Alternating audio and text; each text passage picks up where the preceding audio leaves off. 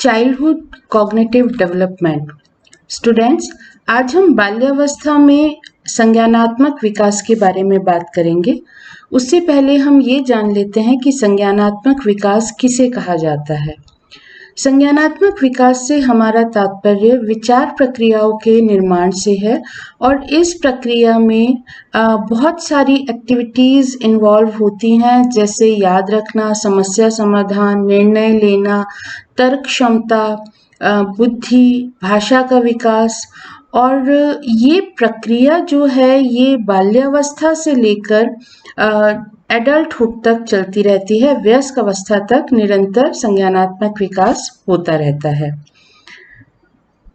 संज्ञानात्मक विकास के बारे में बहुत सारे सिद्धांत हमारे सामने आते हैं और इनमें से एक प्रमुख सिद्धांत है पियाजे का। पियाजे ने 1970 में संज्ञानात्मक विकास के अवस्था सिद्धांत का प्रतिपादन किया। उनका मानना यह था कि बच्चे सक्रिय चिंतनकर्ता होते हैं और वे अपने चारों ओर विद्यमान विश्व के बारे में परिशुद्ध बोध की रचना करने की कोशिश करते रहते हैं। और हर एक अवस्था में जो संज्ञानात्मक विकास है उसका पैटर्न अलग होता है। अलग अलग विकासात्मक परिवर्तन बच्चे में देखने में आते हैं। तो इस आधार पर उन्होंने संज्ञानात्मक विकास को 4 स्टेजेस में बांटा। पहली स्टेज थी सेंसरी मोटर, जिसे संवेदी गतिवाही अवस्था कहा जाता है और पियाजे के अनुसार ये जन्म से लेकर लगभग 2 वर्ष तक चलती है। दूसरी अवस्था पूर्व संक्रियात्मक अवस्था या प्री ऑपरेशनल स्टेज, ये 2 से लेकर 6 साल की अवस्था तक चलती है। तीसरी अवस्था कंक्रीट ऑपरेशनल यानी कि इसे कहा जाता है ये 7 से 11 वर्ष तक आयु चलती है। कंक्रीट ऑपरेशनल को हिंदी में कहते हैं मूर्त संक्रियात्मक अवस्था। और चौथी अवस्था अमूर्त संक्रियात्मक अवस्था, जो कि 11-12 वर्ष से प्रारंभ होती है और उसके बाद की जितनी भी एज है वो फॉर्मल ऑपरेशनल स्टेज के अंतर्गत आ जाती है। अब हम ये देखेंगे विस्तार से कि प्रत्येक जो अवस्था है उसके कौन कौन से लक्षण और विशेषताएं होती हैं। तो उससे पहले हम ये जान लेते हैं, पियाजे ने अपने सिद्धांत में कुछ शब्दों का, कुछ कीवर्ड्स का यूज करा है, उसे पहले समझना हमारे लिए आवश्यक है। तो पहला वर्ड जो उन्होंने यूज करा वो है स्कीमा। स्कीमा से उनका तात्पर्य एक क्लस्टर ऑफ कॉन्सेप्ट से था और ये जो कॉन्सेप्ट हैं ये प्राणी अपने आसपास के वातावरण, ऑब्जेक्ट्स, घटनाओं में संबंध स्थापित कर इन कॉन्सेप्ट्स का निर्माण करता है। एसिमिलेशन और एकोमोडेशन अनुकूलन प्रक्रियाएं हैं जिसके माध्यम से वो वातावरण पे कंट्रोल स्थापित करना शुरू करता है। एसिमिलेशन में वो अपने जो उसके अनुभव होते हैं उसके थ्रू वो वातावरण को समझने की कोशिश करता है। और एकोमोडेशन में क्या होता है, जब उसकी स्कीमा वातावरण के अनुसार नहीं होती तो उन स्कीमा को एडजस्ट करके वो नए एक्सपीरियंसेस अपने एक्सप्लोर करता है और उनमें जो उसके पहले के जो स्कीमा है उनमें चेंज करता है। तो इस प्रकार से जो अनुकूलन की जो प्रक्रिया है उसमें एसिमिलेशन और एकोमोडेशन दोनों शामिल होती है। और जब उसकी जो ये प्रक्रिया उसके अनुसार चल रही होती है, किसी प्रकार का संज्ञानात्मक अंतर्द्वंद उसमें नहीं होता, तो इक्विलिब्रियम की स्टेज आती है। और यदि डिसइक्विलिब्रियम आता है तो वो वापस से अपनी स्कीमा को वातावरण के अनुसार एडजस्ट करने की कोशिश करता है और इस प्रकार से उसमें संज्ञानात्मक विकास होता है। यहाँ पर ये देखिए, एक अच्छे से एक्सप्लेन करने की कोशिश करिए। जैसे एक बच्चे को कैट के बारे में स्कीमा है कि फरी ऑब्जेक्ट होता है, टेल होती है, कान इस तरीके से होते हैं। तो बॉय ने एक कैट के बारे में एक स्कीमा डेवलप करी है। अब क्या होता है कि वो एक कब को देखकर, शेर के बच्चे को देखकर उसको कैट बोलता है, क्योंकि वो भी कैट के जैसे ही लग रहा है, लेकिन ये उसका जो पहला अपना ज्ञान है उसके अनुसार उसने प्रत्यक्षीकरण करने की कोशिश करी, जो कि उसके हिसाब से सही है लेकिन एक्चुअली गलत है। तो उसकी सिस्टर उसे करेक्ट करते हुए कहती है, नहीं ये बिल्ली नहीं है, ये कब है, शेर का बच्चा है। तो अब वो 2 कॉन्सेप्ट डेवलप कर लेता है, बिल्ली और शेर, और इसके लिए वो एकोमोडेशन की प्रक्रिया का प्रयोग करता है। अब हम आगे बढ़ेंगे, कौन कौन सी स्टेजेस होती हैं। तो सबसे पहली जो स्टेज है उसे उन्होंने कहा सेंसरी मोटर स्टेज या संवेदी गतिवाही अवस्था। संवेदी गतिवाही अवस्था जन्म से लेकर 2 वर्ष तक चलती है और हमने जब बाल्यावस्था का अध्ययन करा है तब मैं इसके बारे में बहुत डिटेल से आपको बता चुकी हूँ।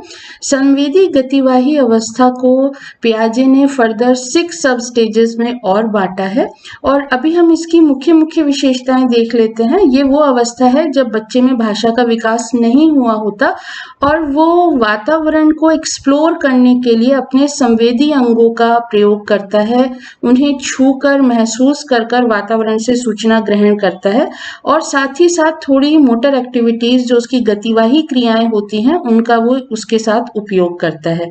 ये वो समय है जबकि बच्चे में ऑब्जेक्ट परमानेंस डेवलप नहीं हुआ होता पूरी तरीके से, यानी out of sight out of mind. जो चीज उसके सामने नहीं है उसके हिसाब से वो अस्तित्व में नहीं है, लेकिन लगभग ये संवेदी गतिवाही अवस्था खत्म होते होते ऑब्जेक्ट परमानेंस के लक्षण उसमें दिखाई देने लगती है।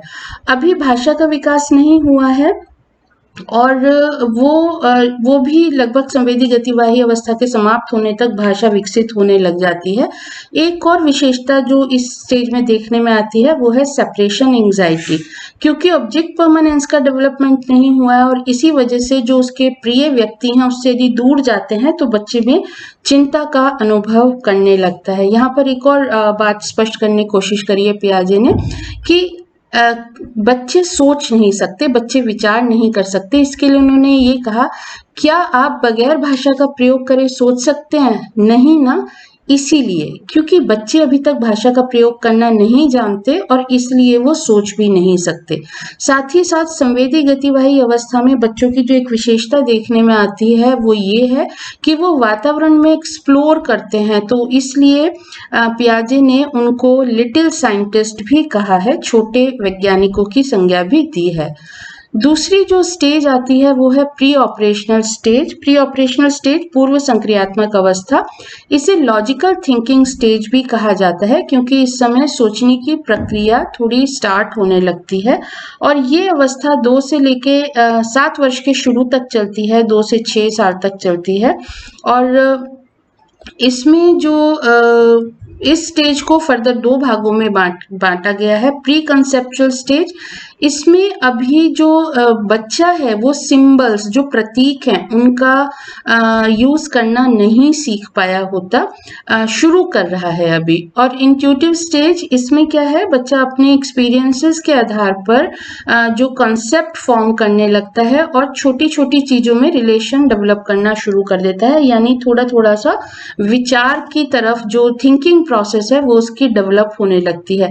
तो इस स्टेज में जो कॉन्सेप्ट फॉर्मेशन हो रहा है, जो संप्रत्यय निर्माण की जो प्रोसेस देखने में आ रही है वो इस समय बहुत महत्वपूर्ण है, क्योंकि इसी के आधार पर जो बच्चा है वो अपनी इंफॉर्मेशन को ऑर्गेनाइज करता है और उसका मीनिंगफुल जनरलाइजेशन करता है, यानी कि उनका सामान्यकरण कर पाने में सक्षम हो पाता है। और इस समय जो विशेषताएं बच्चे के व्यवहार में देखने में आती है, बच्चा अपने विचारों को भाषा और ड्राइंग के माध्यम से अभिव्यक्त कर सकता है।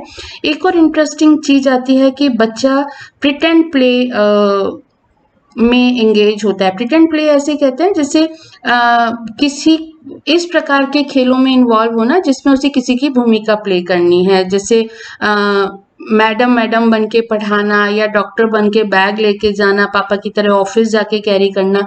इस तरीके से जो एक्टिविटी है वो बच्चे के गेम में आपको देखने में आएगी। फिर ऑब्जेक्ट परमानेंस डेवलप हो जाता है, वो उसे ये समझ में आता है कि जो चीज मेरे सामने नहीं है वो भी एग्जिस्ट कर रही है। इसके अलावा एक फीचर रहता है मैजिकल थिंकिंग, यानी कि जैसा मैं सोच रहा हूँ उस तरीके की घटना घटित हो सकती है। लैक ऑफ कंजर्वेशन स्किल इस समय की एक बहुत बड़ी बिहेवियर कैरेक्टरिस्टिक है, यानी बच्चा जो है इस समय जो कंजर्वेशन स्किल है वो उसमें लैक करता है। इसके बारे में मैं भी आगे आपको बताऊंगी। इगोसेंट्रिज्म, बच्चा आत्म केंद्रित होता है एनिमिज्म वो जो सुपरनैचुरल पावर्स हैं, जैसे सूरज, चांद वगैरह, उनमें जीवन है, ये चीज समझता है। और इसके अलावा जो उसके लॉजिकल इन्फेरेंसेस होते हैं वो यूनिडायरेक्शनल होते हैं, एक डायरेक्शन में होते हैं, यानी वो एक ही तरफ सोच सकता है, रिवर्ट बैक नहीं हो सकता। वो कार्य कारण परिणाम उसे ढूंढना अभी नहीं आता कि इसके पीछे क्या कारण होगा। तो यहाँ देखिए ये टाइप ऑफ कंजर्वेशन टास्क है, जिसे पियाजे ने एग्जांपल दिया है।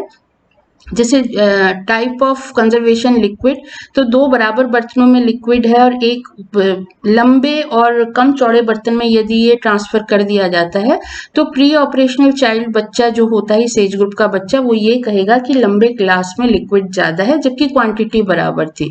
इसी प्रकार कंजर्वेशन स्किल में जैसे एक और एग्जांपल मैं आपको देना चाहूंगी, मैटर की बात यदि करें तो एक सी गेंद है, 2 इक्वल बॉल्स ऑफ क्ले हैं, उसमें एक क्ले को लंबा रोल कर दिया जाता है और बच्चे से पूछा जाता है कि किस क्ले में ज्यादा क्ले है, कि गोले में या लंबी वाली आकृति में। तो बच्चा लंबी वाली आकृति में, आप उसके सामने भी रोल करेंगे तब भी वो ये एक्सेप्ट नहीं करेगा कि दोनों में बराबर है। इसी तरीके से पियाजे ने और भी एग्जांपल्स दिए हैं, जैसे lack of conservation skill for number, lack of conservation skill for length. तो ये आप यहाँ चित्र में देख सकते हैं।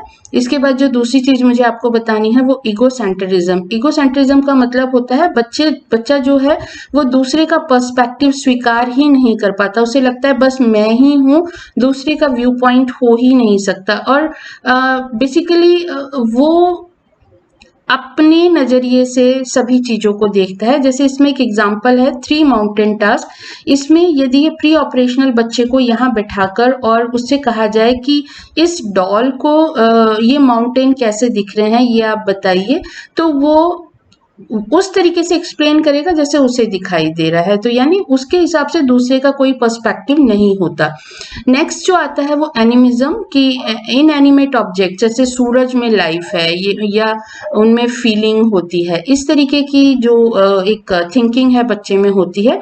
आर्टिफिशियलिज्म का मतलब है कि जो नेचुरल इवेंट और ऑब्जेक्ट है वो किसी न किसी व्यक्ति के अंदर है। जैसे बच्चे से पूछो आसमान का रंग नीला क्यों है, क्योंकि मेरी मम्मा को नीला रंग पसंद है और उसने इसे नीला पेंट किया है, वो इस तरीके के जवाब देते हैं।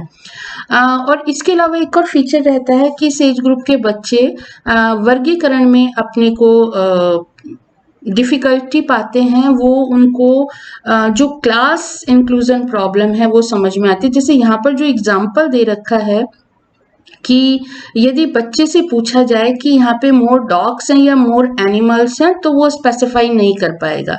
वो ये नहीं समझ पाता कि डॉग्स भी एनिमल्स हैं और कैट्स भी एनिमल्स हैं, तो एनिमल्स ज्यादा होंगे क्योंकि उसे डॉग्स की संख्या ज्यादा दिख रही है। तो जब बच्चा शेप, कलर और फंक्शन के आधार पर वर्गीकरण करने में अपने को इनकम्पेटेबल मानता है, वो सक्सेसफुल नहीं हो पाता यदि उसे इस प्रकार के टास्क दिए जाएं।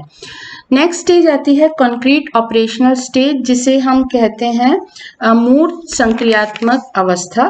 मूर्त संक्रियात्मक अवस्था 7 से 11 साल तक मानी जाती है और इसमें जो विशेषताएं बच्चे में देखने में आती है, इस अवस्था में बच्चे में कंजर्वेशन स्किल डेवलप हो जाती है। वो जो अभी मैंने आपको पीछे एग्जांपल बताया था क्ले वाला कि वो बॉल और रोल करके, वो अब बच्चा समझने लगता है फैक्टर को, लेकिन उसके लिए आपको उसको करके दिखाना पड़ेगा। आप उसे अमूर्त रूप में अभी एक्सप्लेन नहीं कर सकते, आपको प्रैक्टिकली उसको करके दिखाना पड़ेगा। और इस समय जो इंटेलेक्चुअल डेवलपमेंट है वो बच्चा सिंबल्स का यूज करने लगता है और तरह तरह की गणनाएं करने लगता है। जैसे आप छोटे छोटे सम्स यदि बच्चे को देंगे कि 1 + 3 कितना होगा, तो वो 4 बता सकता है कि plus is a symbol of जोड़ना। तो ये जो है जो भी चीज उसे दिखाई दे रही है, कंक्रीट ऑब्जेक्ट जो है वो उनका वो यूज कर सकता है। साथ ही साथ इस समय बच्चे का जो चिंतन है वो कम आत्म केंद्रित हो जाता है और वो दूसरे व्यक्तियों के पर्सपेक्टिव से भी देखने लगता है, उनका व्यू पॉइंट भी उसे समझ में आता है। लेकिन इस अवस्था में भी बच्चे में अमूर्त चिंतन का विकास नहीं हुआ होता और उसे बाहर की दुनिया के बारे में समझ में आने लगता है, उसका संज्ञान विकसित हो जाता है। साथ ही साथ एक और विशेषता उसमें देखने में आती है, एबिलिटी ऑफ रिवर्सिबिलिटी, यानी जो जैसे अभी हमने बोला था यूनिडायरेक्शनल थिंकिंग है, अब वो रिवर्स में भी सोच सकता है। जैसे यदि हम उससे पूछें 6 + 4 10 होता है, तो 4 + 6 कितना होगा, तो वो आपको आंसर देगा कि 6 + 4 यदि 10 है तो 4 + 6 भी 10 ही होगा। तो इस तरीके से रिवर्सिबिलिटी की स्किल उसमें डेवलप हो जाती है, और कंजर्वेशन स्किल तो डेवलप हो ही जाती है, मैंने आपको बता दिया। ये देखिए यहाँ पे क्लासिफिकेशन जो हम अभी पीछे बात कर रहे थे कि वो सब क्लासेस और क्लासेस का डिफरेंस नहीं समझ में आता, अब वो प्रॉपरली चीजों को कैटेगराइज करना सीख जाता है, श्रेणीकृत करना सीख जाता है। एक क्लास के अंदर सब क्लास और फिर आगे और मोर क्लासेस हो सकती हैं, ये कॉन्सेप्ट अब उसे समझ में आने लगता है। इसी प्रकार एक और विशेषता जो कंक्रीट ऑपरेशनल चाइल्ड में देखने में आती है वो है सीरिएशन। सीरिएशन कहा जाता है कि आकार, रंग और आकृति और प्रकार के आधार पर जब वर्गीकरण करने की क्षमता का विकास हो जाता है, तो एक जो कंक्रीट ऑपरेशनल चाइल्ड जो है वो इस तरीके का वर्गीकरण आसानी से कर पाता है, जो इससे पिछली अवस्था में संभव नहीं था। इसके बाद आता है फॉर्मल ऑपरेशनल स्टेज, ये लगभग 11-12 साल से आरंभ होती है और उसके बाद वयस्क अवस्था तक इसी स्टेज को माना जाता है। Formal operational stage final stage है पियाजे की थ्योरी में, और ये वो समय है जबकि व्यक्ति जो बच्चा है वो सिंबल्स का यूज करना सीख जाता है, जो अमूर्त कॉन्सेप्ट्स हैं उनका यूज करना सीख जाता है, और जो बच्चा है वो हाइपोथेटिकल और डिडक्टिव रीजनिंग करना सीख जाता है। इससे पहले तक रीजनिंग जो थी वो डिडक्टिव रीजनिंग नहीं थी। अब जो बच्चा जो हाइपोथेटिको डिडक्टिव रीजनिंग है, इसमें वो ये आप कई परिकल्पनाओं को निर्मित कर सकते हैं, प्रतीकों, विचारों, कथनों के बारे में तर्कयुक्त चिंतन कर सकते हैं, और इसके लिए जरूरी नहीं कि कोई ऑब्जेक्ट उनके सामने हो, वो ये एज्यूम कर सकते हैं यदि ऐसा हो तो क्या होगा, व्हाट इफ सिचुएशन को वो समझ सकते हैं। और ये स्किल जो आगे कभी साइंस या मैथमेटिक्स टाइप के जो सब्जेक्ट्स होते हैं या प्रैक्टिकल बहुत सारी प्रॉब्लम्स होती हैं जिसमें ये स्किल्स उसकी यूज होती है। इस समय बच्चा एब्स्ट्रैक्ट थॉट सोचने लगता है, अमूर्त विचार उसके दिमाग में आने लग जाते हैं, और वो इस स्टेज में अच्छी इमेजिनेशन कर सकता है, किसी परिस्थिति का क्या परिणाम होगा और संभावनाएं क्या क्या हैं उसके बारे में विचार कर सकता है। इसके अलावा इस समय जो बच्चे में प्रॉब्लम सॉल्विंग भी देखने में आती है, समस्या समाधान की योग्यता, वो प्रयास त्रुटि विधि भी यूज कर सकता है और सिस्टमैटिकली भी स्टेप बाय स्टेप भी प्रॉब्लम सॉल्व करने की कोशिश कर सकता है। और साथ ही एक और प्रत्यय जो मैं आपको बताना चाहूंगी, मेटाकॉग्निशन। मेटाकॉग्निशन में क्या होता है कि बच्चा जो है थिंकिंग अबाउट थिंकिंग, यानी मैं क्या सोच रहा हूं वो उसके बारे में सोच सकता है। जैसे कि एक एग्जांपल यहाँ पे कि वो ये सोच सकता है what do I already know about the topic, यानी एक तरीके से वो अपनी स्मृति का परीक्षण कर रहा है कि मुझे क्या क्या याद है। और इससे क्या होता है, बच्चे को अब उसकी जो समझ है वो पूरी तरीके से विकसित हो गई है, वो अपनी नॉलेज के बारे में असेसमेंट कर सकता है, वो अकॉर्डिंगली अपने मोटिवेशन लेवल को मेंटेन कर सकता है। तो इस प्रकार से बच्चे में मेटाकॉग्निशन की भी विशेषता देखने में आती है। पियाजे का ये विश्वास था कि जो संज्ञानात्मक विकास है वो जीवन पर्यंत चलने वाली योग्यता है, लेकिन फॉर्मल ऑपरेशनल थॉट जब डेवलप हो जाते हैं, यानी कि जब प्राणी अमूर्त संक्रियात्मक अवस्था में पहुंच जाता है, तब कोई नया स्ट्रक्चर उसमें ऐड नहीं होता और आवश्यकता भी नहीं है, क्योंकि उसके संज्ञान का पूर्णतया विकास हो चुका है। अब जब व्यक्ति एडल्ट हो जाता है तब केवल वो और नई स्कीमास डेवलप करता है और अपने ज्ञान का परिवर्धन करता है।